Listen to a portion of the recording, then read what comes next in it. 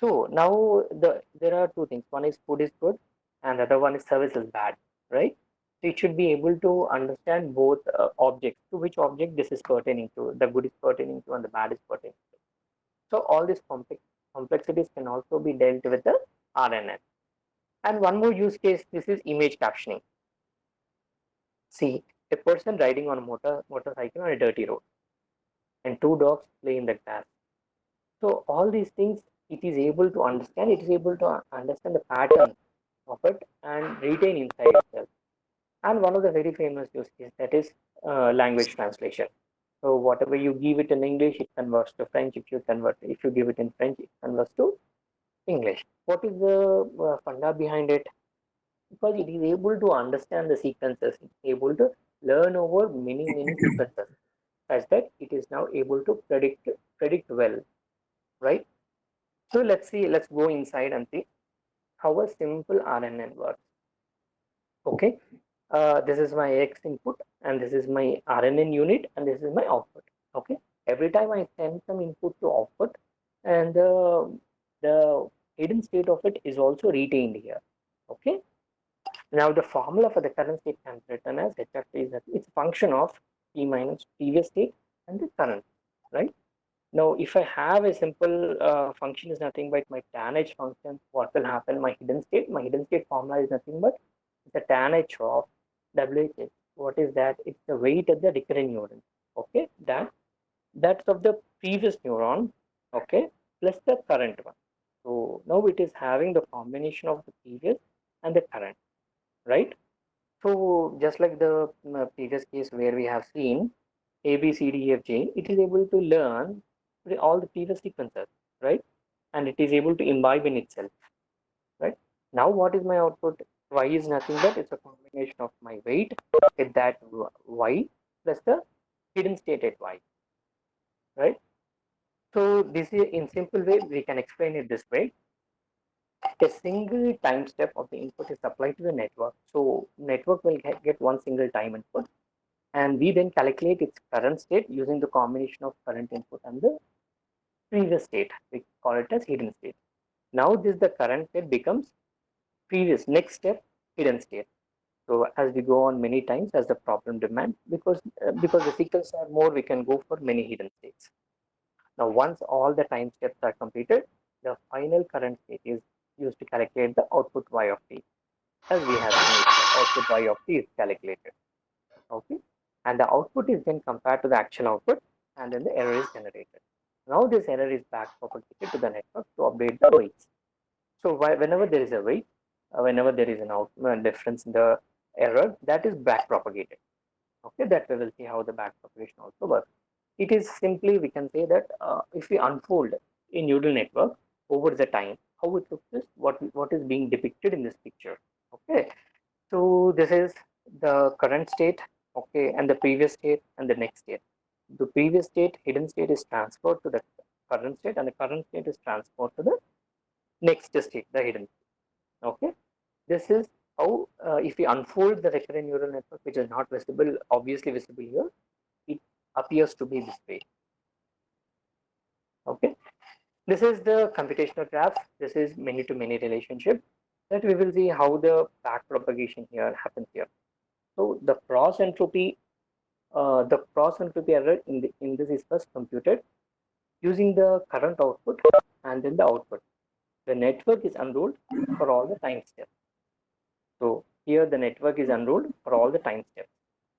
Okay, the gradient is calculated. So the gradient is nothing but, as we have seen, it uses the chain rule. So for the output, it calculates the error, and then that is back propagated, and then it calculates the error using the partial differentiation, and then it goes on until it reaches the last hidden state. Okay. Now the weight is a now that the weight is a sample of all the time steps, the gradient can be combined together for all the time steps. So now the gradient is combined for all these things, and then all the weights are updated for both the recurrent and the dense layers. So the weights are at once updated for both recurrent and the dense layers, and then the learning continues. And these are two types of the RNNs that we see here. One is vanilla RNN. Vanilla RNN is simple RNN. And another one is one to many. So if we are seeing it in image captioning, so if you give an image, we will get what are the different objects in it. And just like we have seen, a man is riding the motor bicycle on a dirty road. So like that. And sentiment analysis, like many to one. And many to many we see in machine translation. And many to many we see in video classification. These are the few types of RNN that we see here. And if we come back to the few of the advantages, the main advantages of RNN is that it can model any sequence. And specifically, this is also very much used in time series because the output of this is dependent on the previous, right? So this is also used in time series data module and also many other places wherever there are sequence of data involved that we use. And also generally, we have a misnomer that convolution layers are associated with the images, and the recurrent neural layers are associated with the language modeling. But then it so happens that we can use RNNs even in the with combination of convolution layers because if there is an image, if you are trying to predict the what is the output of the next pixel, so that will be even more helpful. So, but then I do understand that modeling the RNN is not a easier task. So it takes much time because of the inherent complexity of taking the hidden states of all the previous layers. So the modeling and the training time and the resources, everything that will take time here. And if we go to this, what are the disadvantages? Just like we have seen here, gradient vanishing and exploding problems. And then training an RNN, just now we have discussed, it's comparatively a difficult task, and it cannot like process very long sequences. Okay. And what is this gradient vanishing and exploding problems are? Just like we have seen in this previous case, uh, the gradient has to be calculated from one step to another step. So when it is coming, if the gradient is very low, so the weights will not get updated. The weights don't get updated, so there may not be much change. So that is one of the disadvantages. In order to overcome these disadvantages, so they have come up with like LSTM and GRUs, which are inherently like very capable of overcoming this problem. Yeah, and then we will try to go a quick demo.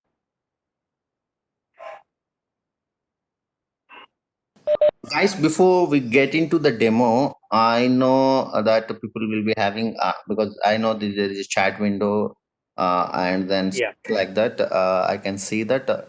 Guys, use the chat window. So you want to finish up the demo, right, Vijay, and then we can take the questions. fine. Anything is fine for me. Yeah. So let's finish off the demo. So he will run the execution, and then we after that we'll have the questions. Please use the chat window, guys. I'm just saying that. Please use it, and then post the questions there. We'll have the question and answers once the demo is done. Carry Okay. So for this, what we have done is that it's a very simple RNN.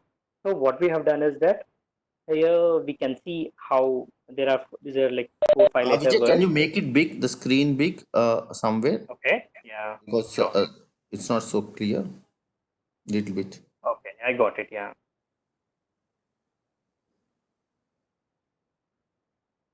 Is it better? Little better? It's better. It's better now. Okay.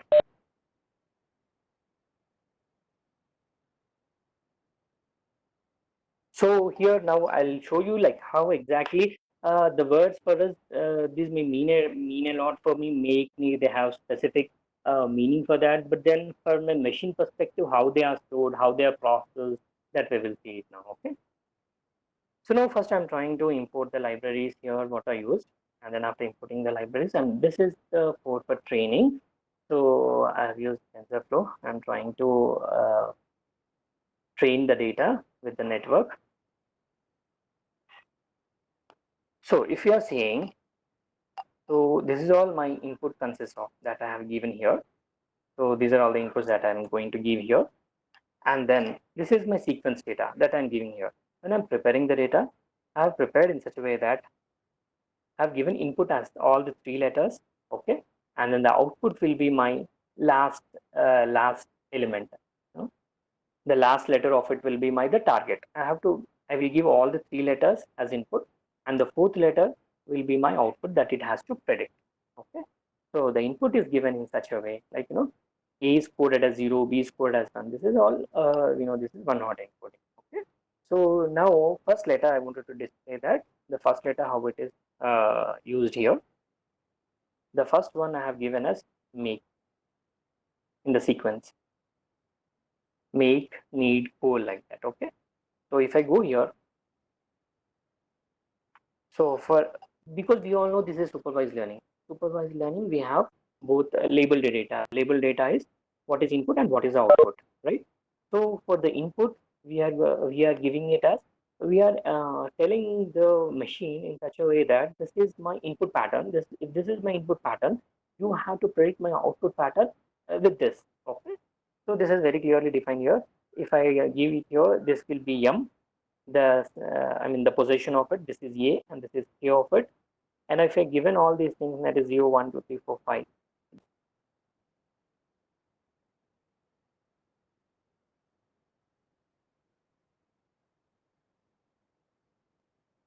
When after this has run for around 1,000 epochs, what is an epoch? One epoch is for one training cycle to complete from input to output and then back propagated. Okay, this is one batch, you can call it as, for one batch, as we have seen in the PPT. So it will pass on and then it will try to adjust the weight and then learn. So such that what I have done, I have given over 1,000 epochs. Okay, and now after this it is able to perfectly learn. Okay, MAKE and NEED and then COAL code. So like that it has learned. Now that it has learned, that is good, right? Now we have to test it how far it has learned. Okay, sometimes like the validity of the model we have to do it, right? So to test it, what I've done is that I have prepared a same form, almost same combination like it. MAKE, like take EAKE, DED, COAL. Okay, and now we will see how this is going to work. Okay, just run it. Yeah, we got the output. So some of the cases I think it has predicted well. For TAKE, so we got TAK is combined with E, and then next DED we got it, COAL, and CORD we got CORL. Okay, such that we can also calculate the error. So this is how, with a simple example, we can see how robust it is in understanding, in learning the sequences, and then it's predicting. Okay, so these RNNs are inherently capable of learning the sequences and also predicting the next sequence. As we were discussing, this will have a lot of impact on the time period. Yeah. So I think thereby I end here my presentation and the demo, and then we will take over the questions. Yeah. Shall I stop my screen? Yes, you can stop the screen, Vijay. Guys, Yeah. I think now you can unmute and ask the questions. Anyhow, I'll take the questions from the chat window, or else you can unmute yourself if you want to ask directly the questions. It's absolutely fine. So maybe we'll take the first chance of asking, unmuting yourself and asking the questions. If there aren't any, I will use the chat window.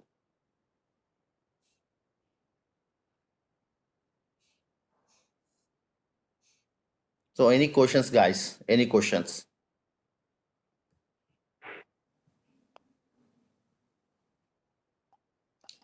Okay, Vijay. So what I'll try to do now, I'll just use the chat window. So there are a few questions from the team there. Okay. They have asked that I will just you can answer the questions. So one of the Yeah. was saying that how neural networks are different from the basic networks. Yeah, one thing, to answer this question, let's say if I take a simple example of logistic regression.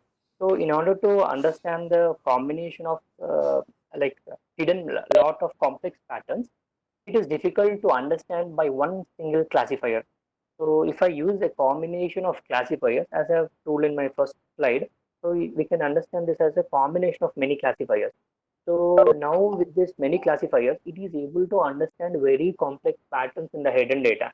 And that is why we are able to even go with the image and then the speech, natural language processing. All this is happening only because of this.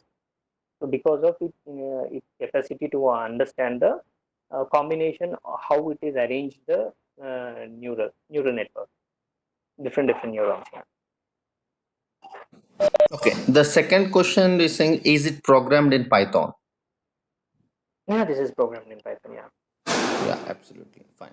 So the third question was asked saying that, right, again, this is more into the application side. So application of Mhm. RNN in electric engineering, when to use RNN? Okay, when to use this RNN? So as I told you, right, in many of the times, whatever we see, it is all sequence of patterns, right?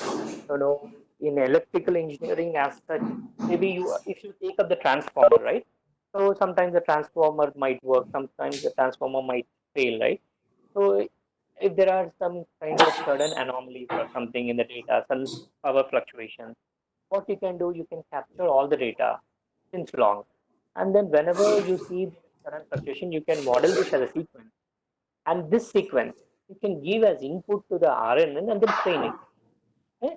And then next, whenever there is going to be an outage of the transformer or any other equipment, so it will be able to predict it well.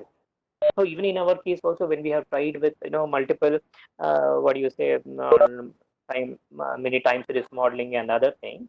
So RNN has given us a very good flexibility, and it was very much robust in predicting it. So that I can see. So this you can treat it very generalized. It can make it as a predictive maintenance. Let's say, for example, a car is there. So you want to understand when the transmission engine is going to fail. Okay.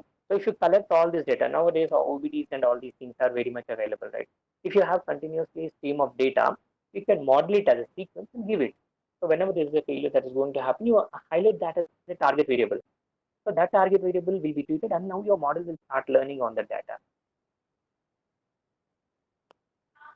So did I answer it or any other thing?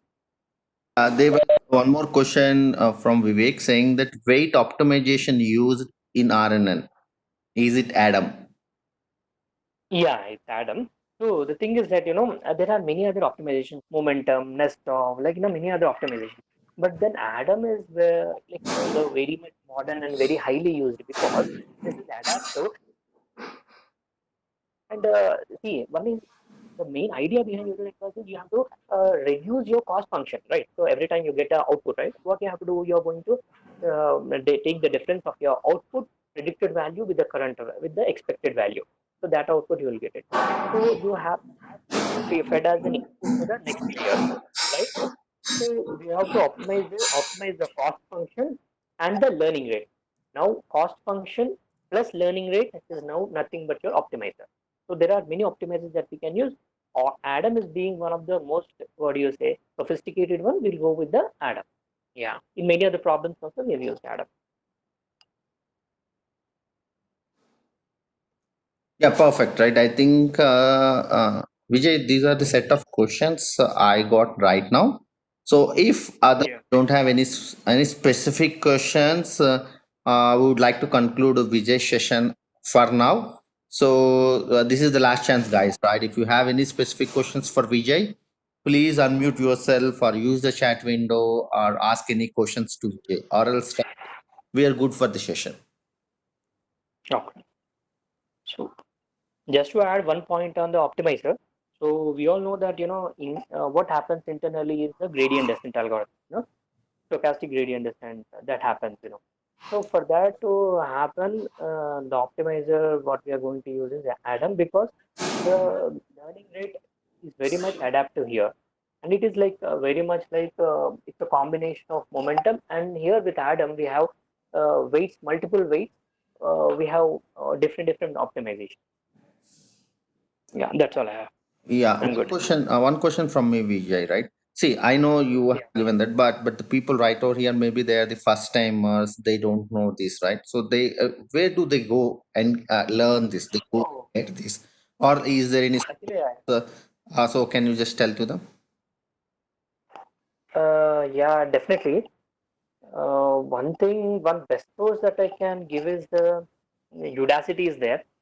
Udacity is a very good. I mean, because as you were introducing, there are many from the college goers. So Udacity will give a very good proper understanding. But I know that this is costly, this affair. So we can go for Udemy is there and then Coursera. These are very good places where you can bank upon. But one thing you will get it is good directivity. So what to learn after what. Because if you just go on searching in the internet, it's like a headless approach. You go somewhere and then next to somewhere. If you have something which is very what do you say, directive and then a very guided approach, that will help you a lot. So better take one of these few of these courses, that will help. And also one more good resource you can bank upon is Analytics Vidya. So that also will give you a good, very good in-depth knowledge of it. And towards data science, there is one more portal. So what else? Yeah, these are the main things that I remember currently. But if I No, have anything, I'll share with you. Okay. that's absolutely fine, Vijay, right? I just want to give that insights what you are there and then they get the inputs, right? This is see, entire this initiative is knowledge sharing initiative. So they should also know, right?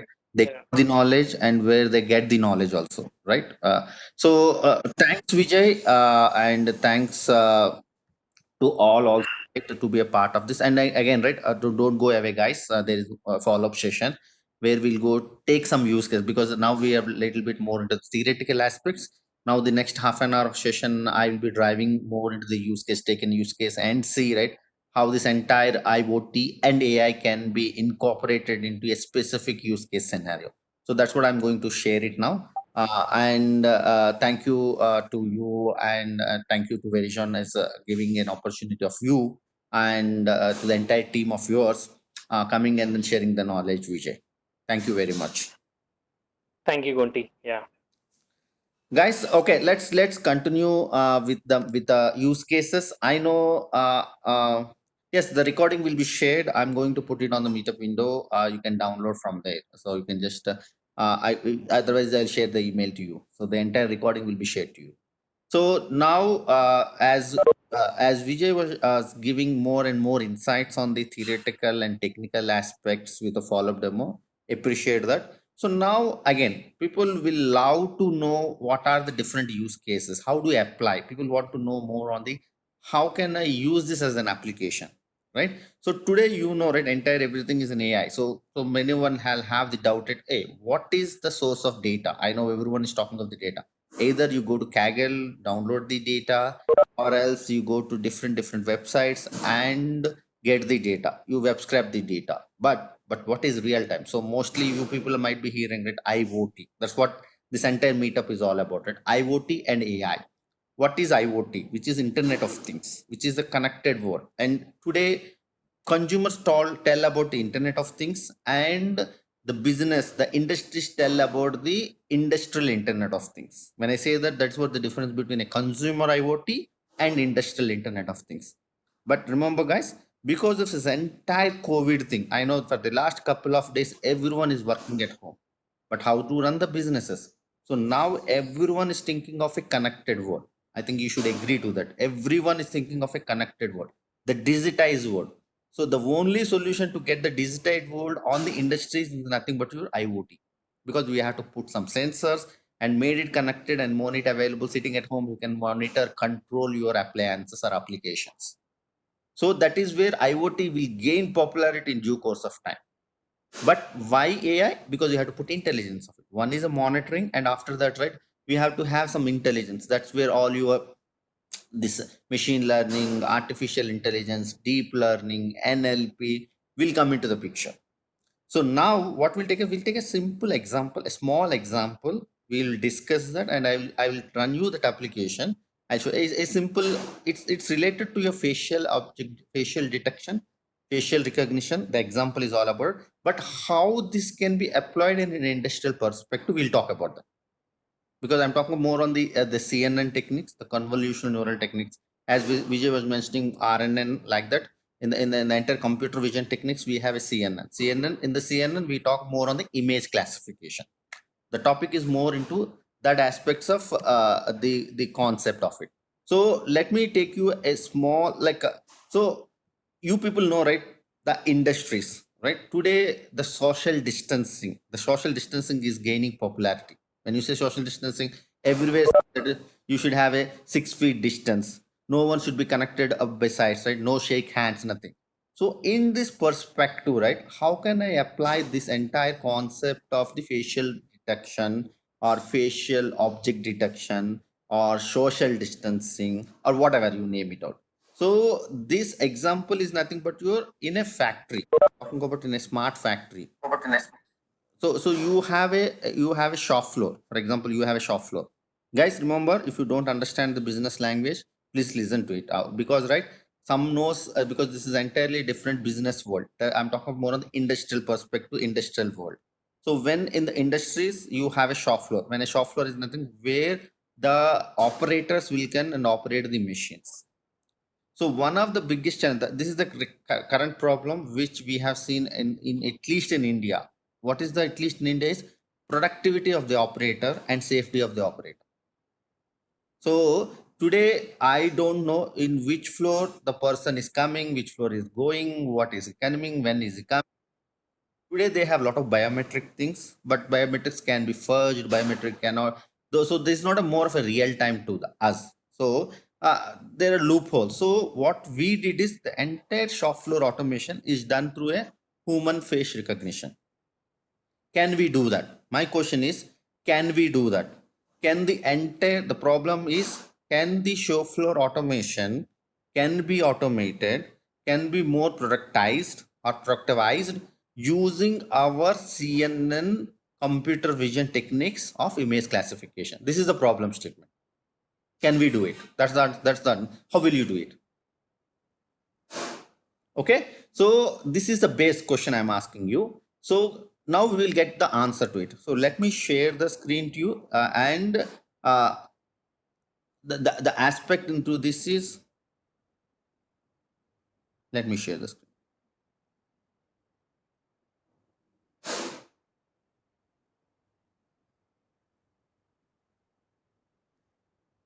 Guys, you can see the screen, right? So the problem is this. I'm talking about the shop floor automation, human productivity. So now what we'll try to do is we'll just implement or appropriate the IoT and AI to it. So what is the, you can see this, the you can just understand the concept of it. It's mainly the smart factory where the images you will be having a camera uh, incorporated. That cameras has an edge which captures the data and pushes the data into the backend application to run our algorithm and detect that application. It's a self-explanatory, guys. I'm not going to deeper into this. Let me take you to the architecture and explain you to detail about this. But this is the solution I'm giving it to you. So what is the what is the problem is, and then the solution is you will use an IoT. Here, what we did is we have used a Raspberry Pi camera. If you are into the IoT market or IoT knowledge or IoT subject, you'll know this Raspberry Pi is more acts like a edge, which has its own operating system, which process and captures the image.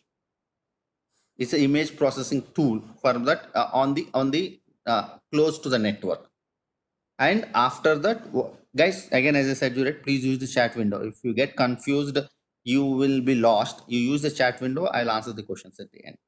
And after that, once the images are captured, we have trained the images. Guys, this is a real-time images. I'm saying that, right?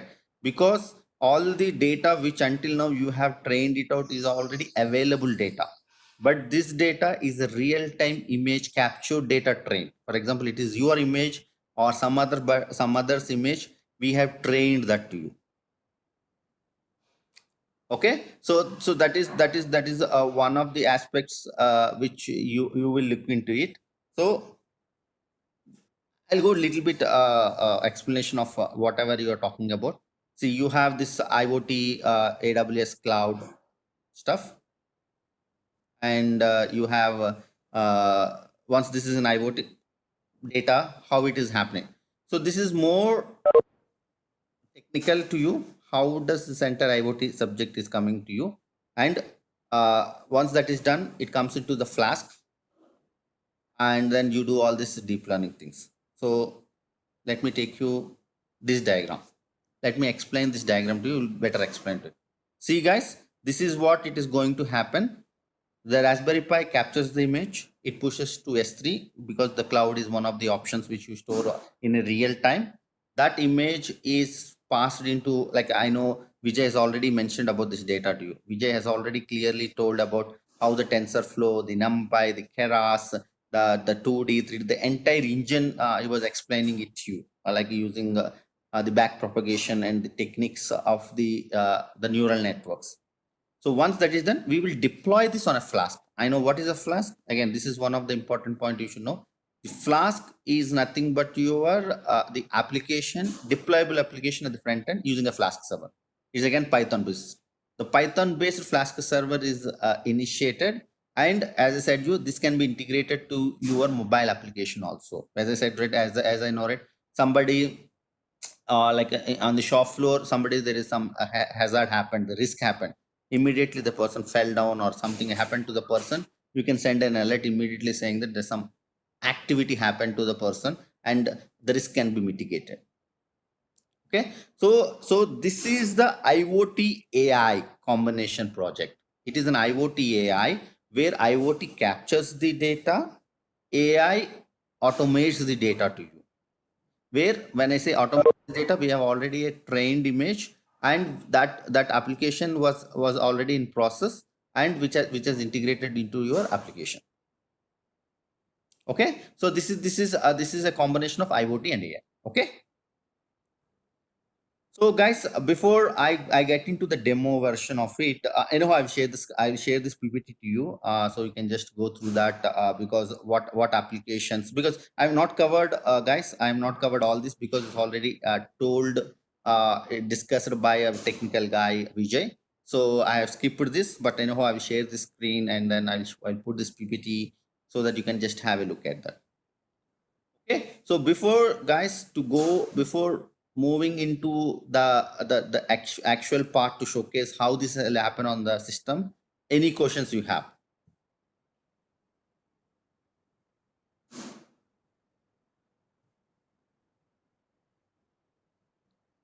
Guys, any questions, you can unmute yourself and ask the questions, right? Because as I said you, right, I will answer your questions first, and then I'll go into the demo part. What has to be done properly, I'll show that. So any questions?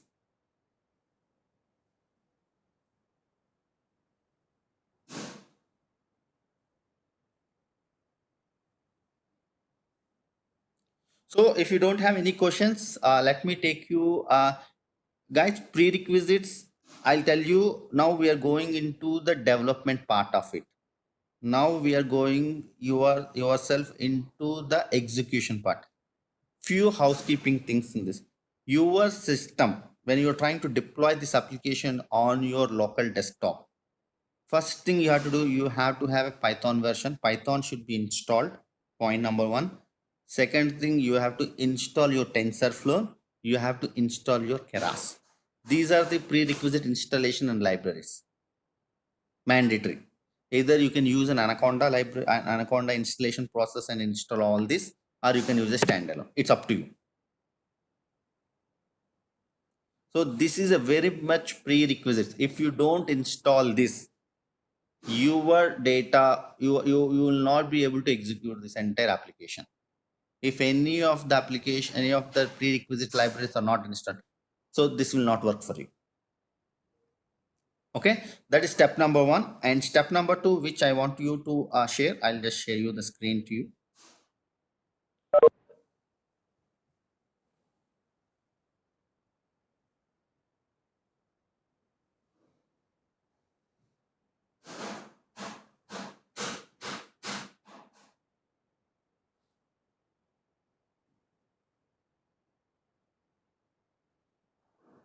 Also, the second step is, guys, step number once that is installed, as I said you, right, this data, this is my data which I am showing it to you. These are my Raspberry Pi images capture data. This is me which I am running the meetup. So this all, because I cannot take that IoT, because that entire machine I'm talking about it, this entire Raspberry Pi was not available. It's at our office. I cannot do that aspect. So what it is, this is already my Raspberry Pi image capture data, which I have taken the two images. Is already there here. So this is step number. Yeah. You have to get your images. These are all real time captured images. This is step number two. As I said, step number one, installation libraries. Step number two, this is a real time image capture.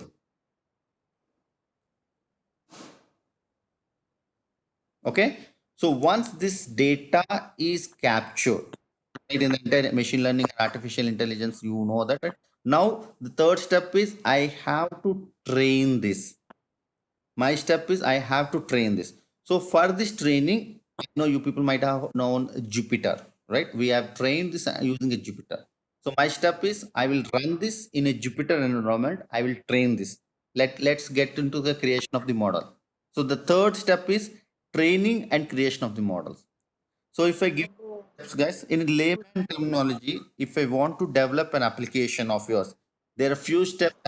Step one. Guys, please mute yourself. I'm just. Can you mute yourself? Okay. So when I say that, it's step number one. All the prerequisites, installations, and libraries should be maintained. Step number two, get the images captured from IoT for training. And here, make sure that at least you have to have 100 images of yours. Step number two. And step number three, that train the images and create a model. Right, I know one of the person is asking in a previous, like the model creation process. So train it through Jupyter and create a model. Step number four, write the Flask application server, right? Which is nothing but your main of the UI part and the Flask application, running application, executable application, which is an API application. We say that. Why? Test the application. As I said, you did five simple processes to you. Step number one, installation of libraries.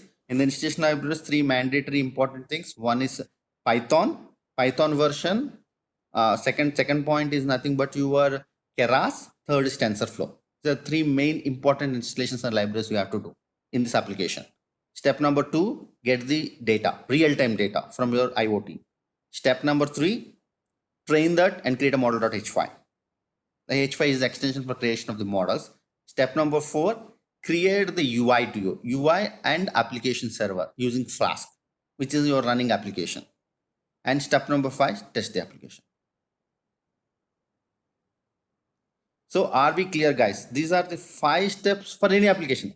Guys, if you follow the steps, whether it is any application like I'm talking about, right? The image classification.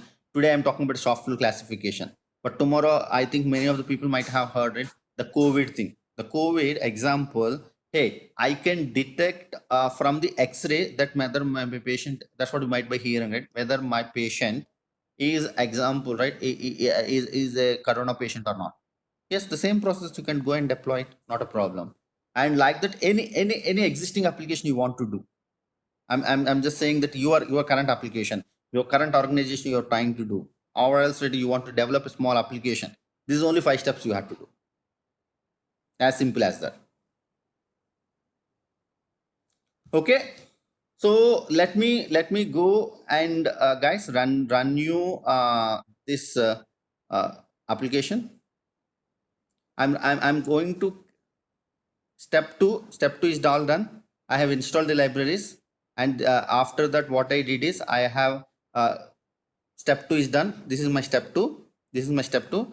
Now I'm running my step three, which I'm going to my Jupyter and training the application. Jupyter file is already here. I'm just training that application. Okay, I'm going here. You have to type the command Jupyter notebook.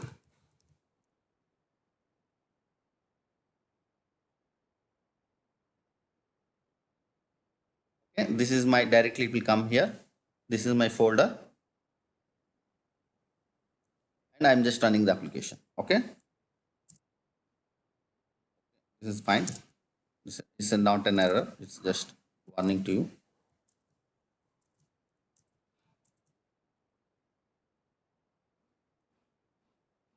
Let's see. You remember the guy was saying about the approaches, right? You remember in the previous session, he's saying that, right? Approaches is nothing but here I have created 10 approaches, means each approach is not just an iteration from starting to end. It takes a batch and do a back propagation. So with this, what I'm trying to, I'm making it as more accurate, right? I'm making more and more trend. The more the number of approaches, the more the accuracies. Here we have limited to 10 or limited to few because right, it's an image classification, more and more resources are required. And one more important thing is you have to have an high-end machines to train this application. Guys, remember that. This application requires an high-end machine. At least minimum 8 GB RAM is required. Okay, so this is what we can try and do that, and then we can just try and application to that. Okay, so once that is done, it's already done.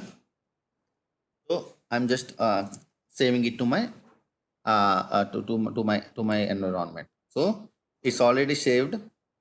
So you have to go back to my application, and then what you need to do is you just need to copy this. See, in 1055, you see, right, at 1055 this entire application is created. So go into our models, you just overwrite it. Okay, 1055 my models are created.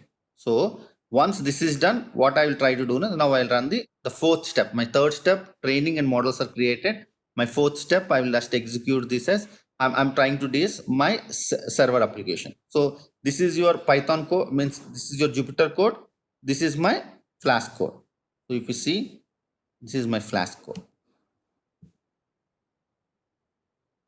If you see the screen, I'm not going and explaining too detail about this. This is what my Flask which will work like, which I'm going to run now. So I'm just trying to run this application.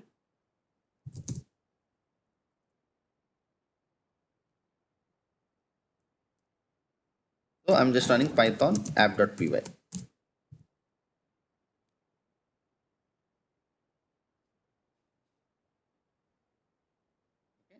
So at localhost 5000, this application has been run. My server is running now.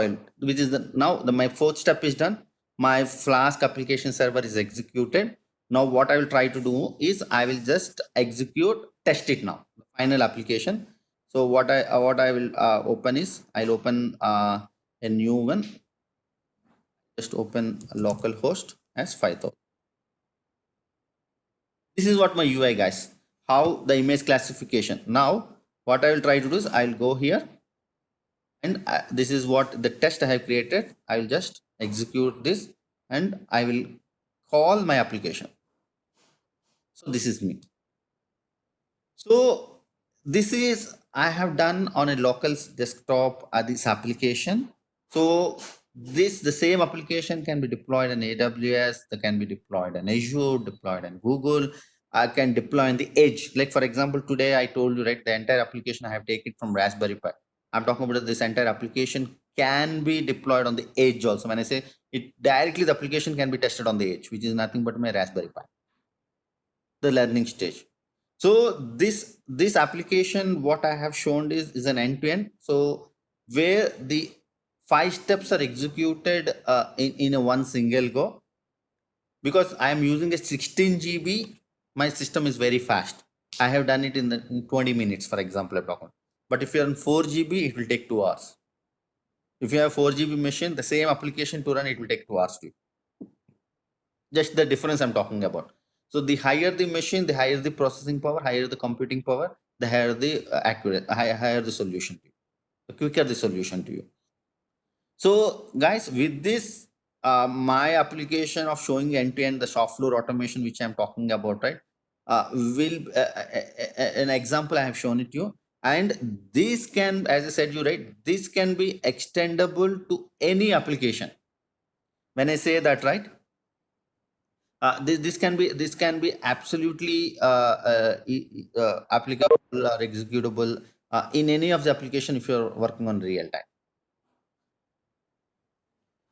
So with this, guys, I'm going to conclude this. I'm going to stop this. So if you guys have any specific questions on this, what we have discussed at this point of time, what we have learned until now, so I'm open now. We can have a couple of questions from this, and then we can just conclude for today.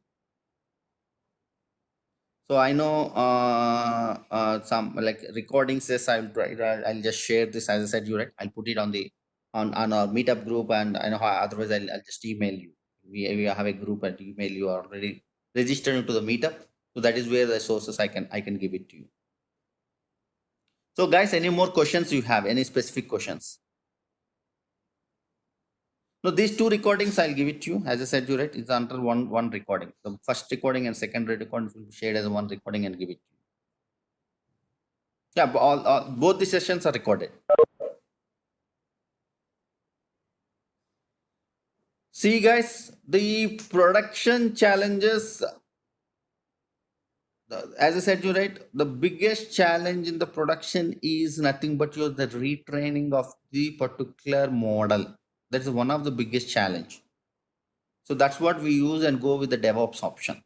Today, because all the trained models are not, means I'm not, it has to be retrained very frequently. That's one of the biggest production challenge today people are facing it. Because I trained the model, I deployed, but after few months, I get a different set of data. How do I retrain and redeploy? So the answer for this is you have to go with a Docker, Kubernetes, and DevOps cycle. See, optimization speed and performance is absolutely there, Malik, right? Because why I'm just saying the more the number of images, the more the accuracy you know. As absolutely that's one of the biggest challenge. You will go into that, but most of the people, that's what one of the lacking problem, and why most of the AI problems are like is because of the data accuracy. The data what you're getting is not much more accurate. There's less number of data. That's what machine learning or artificial does. The more the number of data, the more the accuracy is. You have to train the model with more and more number of. So that's what you're saying. A model can be self-sufficient after 1 year. Today you deployed the model and you say that it is self-sufficient. No, because it has to train and learn on its own. It will take at least for that particular model to be self-sufficient after at least 1 year. At least 1 year.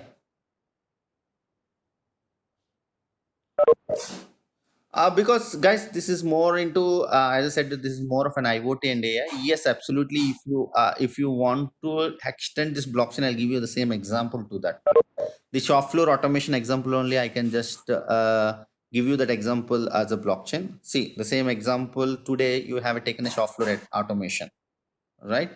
So I thought, right, which I'll try to do it in the next, because it's already, the code is already there. But I thought, right, let me stick to IoT and AI. For blockchain, to add to Divesh, blockchain, there is, because today blockchain is trust, transparency.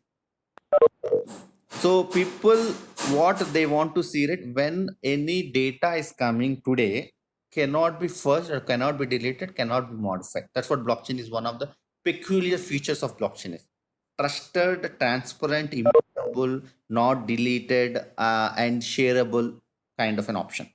So when this is coming, right, the same example in the shop floor kind of a thing. So the image is coming.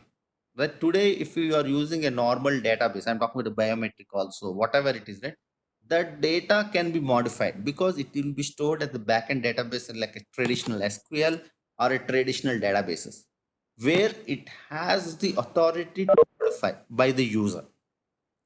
But if you take the same image or same data and put it in a blockchain, for example, I take this image, for example, I shown you image, right? My image of Vijay, if I put it into my blockchain database, which is IPFS, which we use it mostly, interplanary file system.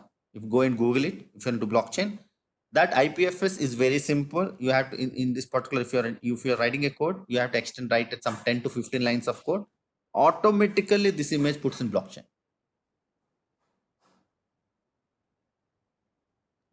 Okay, so that is what blockchain is happens to that.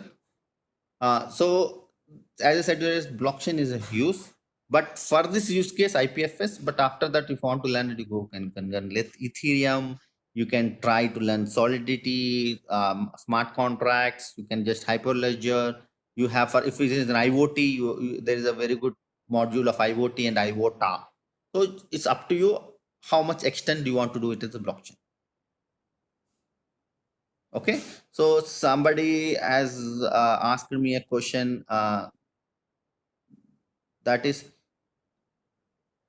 yeah. So everything I'll put it there, not a problem. I'll just share that information and everything. Considering the variety of real world data coming, yes, man, I'll put that. I'll share that on the meetup group also, not a problem. Considering the variety of real world data coming in production environment, can't a model learn itself? See, can't, because right, it's a new, that's what as I talking about it, this is an entirely automated, the DevOps and everything, it's a retraining is a cyclic process. You don't need to do manually and everything. Using a Docker concept, using a DevOps, using container concept, this automatically trains and then creates a version v2 and then automatically deploys it. Manually, you don't need to do that. So we say it's verbally into that, but in a real time, that's what the DevOps concept, the CI/CD, continuous integration, continuous deployment, will take that. So the data and everything, you have to say them every 1 week, train this model and automatically deploy it after 1 month or 1 week or 1 year or whatever it is. So it's a continuous process.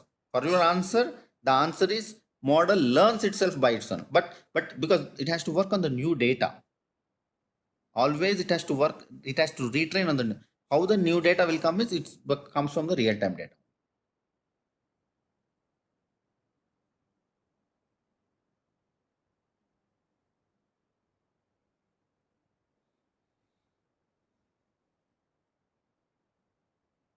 Malik, can you elaborate? I'm not able to understand it, but the human annotation labeling comes into picture in some use cases.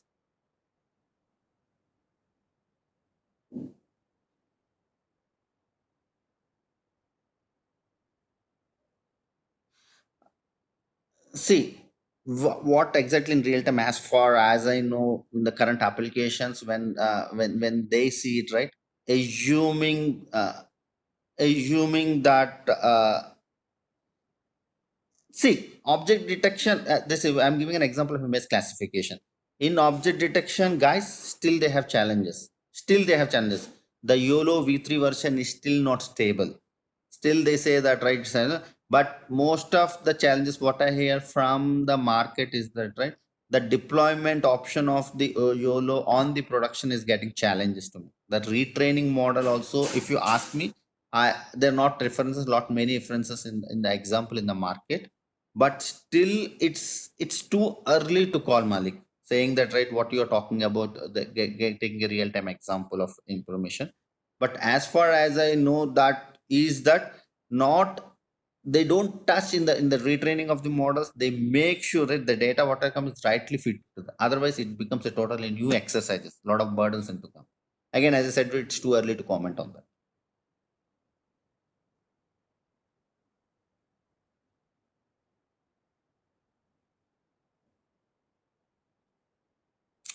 Okay. So guys, I know. Again, as I said, you're right. The computer vision is divided into three parts. You know it. One is image classification, as Malik was saying, is an object detection. The third part is segmentation. So in the computer vision, we only touched image classification. There is a wider topic known as an object detection, which is very popular today in the market. So today, the entire social distancing, which is very popular in the market. If you want to go and explore that, please go and explore that. Okay, so you can, you can go there, you can explore there, you can take that example. Social distancing is very very hot. You want to explore, please go and explore that. It works on object detection. If you're already into object detection, it's a cakewalk to you. If you are not into object detection, please don't touch it. Object detection is a very very tough topic. So I recommend you start with image classification. Image classification is a very simple model.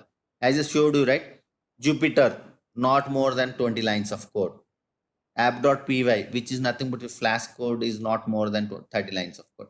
In total 50 lines of code, you can totally learn image classification. You can aram say deploy an application on your environment and showcase that, right, I know computer vision.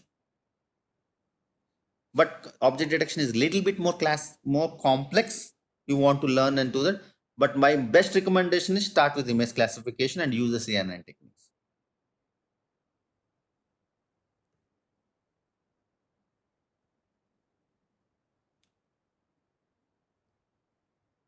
Guys, any more questions you have?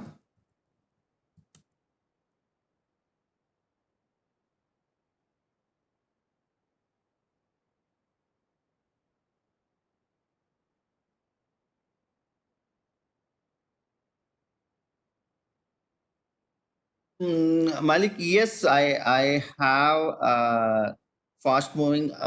I couldn't exactly remember, but I can share it to you, Malik. That you can connect me privately. I know there are some standard thing which they have this conveyor belt use cases absolutely there. You please connect me. I'll share the details to you.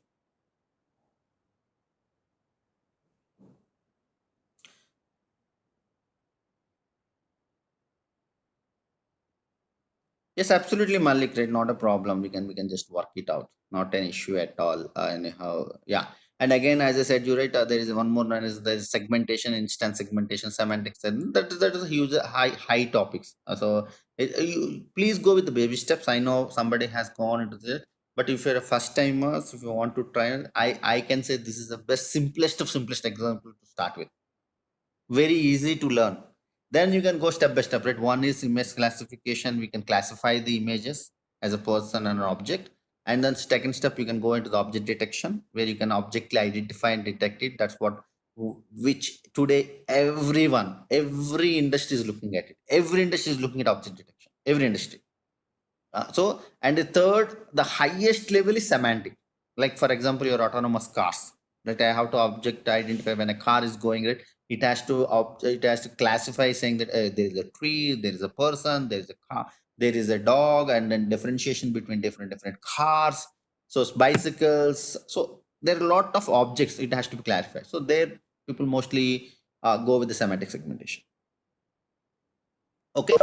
So these are the examples, guys. So we have in the market which you can do. Start looking at the application. But if you are learning AI, guys, I can give you a final thing, right? Please, yes, I know Kaggle is one source. You can try and learn it out. But I recommend, guys, I recommend 100% to the people, right? Please try to learn or deploy on a real-time application or real-time images or real-time data. That is one of my recommendation. If you want to learn and then try to deploy or try to work on any application, at least one project, please guys, do it on real time data, like what I'm talking about. Use a custom data set and try to create an application. Let it be any like custom data set. For example, I know Malik was talking about in one of the industries, like I want to do it on a temperature. Like if you are looking at, right, my temperature data, can I do something on that? Example, it's a text data. Like I have an image data. Can I do it on audio classification? Like I have a voice data. That's what today, in the entire social distancing example, right, people wants to predict on the cough, right? If someone is coughing, can I predict whether the person is corona is there or not? Which is nothing but most of the audio to me. Okay, like that you have an video classification. Video is also very popular. My camera surveillance is coming up. From that camera, can I identify that there is an object passing on? I can whether there is a robbery happening, whether I can see that some unforeseen activities are happening. That is video classification. Image classification, video classification, audio classification, text classification. This is all about your AI. So it's up to you guys. As I said, you right. We can keep on talking like this and then stuff like that. So guys, as I said, you right. You can reach me. I'm sharing my number if you have any questions. Right, as I said, one is my mail. You can just try and connect me. It's absolutely fine. Or else, right, I'm also sharing my number to you. You can just connect me anytime. You can WhatsApp me. This is my WhatsApp number. If you have any questions, you want to know, you want to ask any set of questions, how the real time data works or whatever it is, I'm open. You can just connect me and we can talk on offline, one on one, and we can stay connected. Okay, guys, going forward also, right, because one of the things that I'm just thinking that, right, because now people are moving to the digital transformation in the next like in the next classes and the next forthcoming sessions, right. I'm planning to do some digital transformation initiatives, like for example, hey, how digital transformation will impact my retail industry, how digital transformation, because, right, this COVID has totally changed, because tomorrow jobs, never know. Job market, we never know what's going to be the models, like whether which will get hit, right? Whether it's retail will or oil and gas, the airlines, the automotive, the manufacturing. I'm talking more on the business side. So we'll see, we'll apply business with technology, how digital transformation is going to affect automotive, how it is going to affect um, like oil and gas, retail, with taking some specific use cases, something like that. Okay, guys, if you don't have questions, I want to call it for day, and then we will stay connected on the meetup.